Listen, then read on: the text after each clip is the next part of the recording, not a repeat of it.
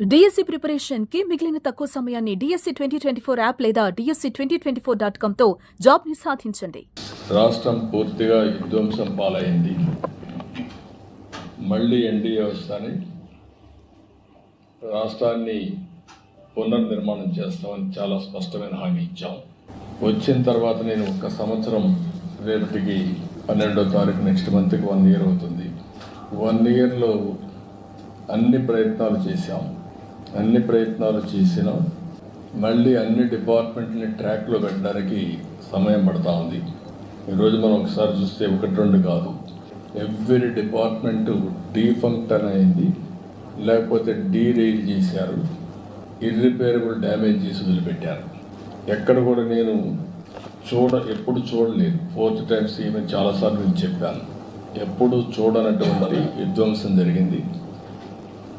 అయితే వేరే మార్గం లేదు, దీన్ని మళ్ళీ ట్రాక్ మీద పెట్టి రీబిల్డ్ చేయడం తప్ప వేరే మార్గం లేదు.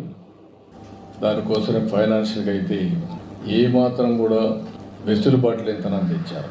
ఒక పక్క బకాయిలు దగ్గర 1,20,000 కోట్లు బిల్లు మాత్రం 9,94,000 కోట్ల రూపాయలు లయబిలిటీస్ కానీ, పేమెంట్స్ డ్యూ పెట్టింది కానీ, డెట్ కానీ చేసే పరిస్థితికి వచ్చారు.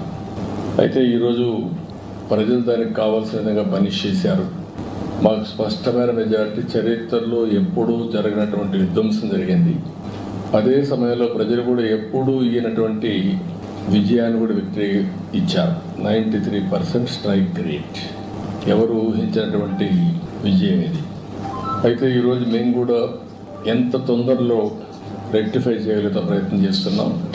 ఒక పక్క అమరావతి, ఒక పక్క పోలవరం, ఇంకొక పక్క విశాఖపట్నం స్టీల్ ప్లాంట్ని ఒక ప్యాకేజ్ తీసి మళ్ళా రివైవ్ చేయడం, విశాఖపట్నం రైల్వే జోన్, ఇండస్ట్రీస్ కూడా డొమెస్టిక్ ఇన్వెస్ట్మెంట్ ఈ సంవత్సరంలో హైయెస్ట్ ఆంధ్రప్రదేశ్ రావడం, ఇవన్నీ కూడా చేసుకుంటున్నాయి.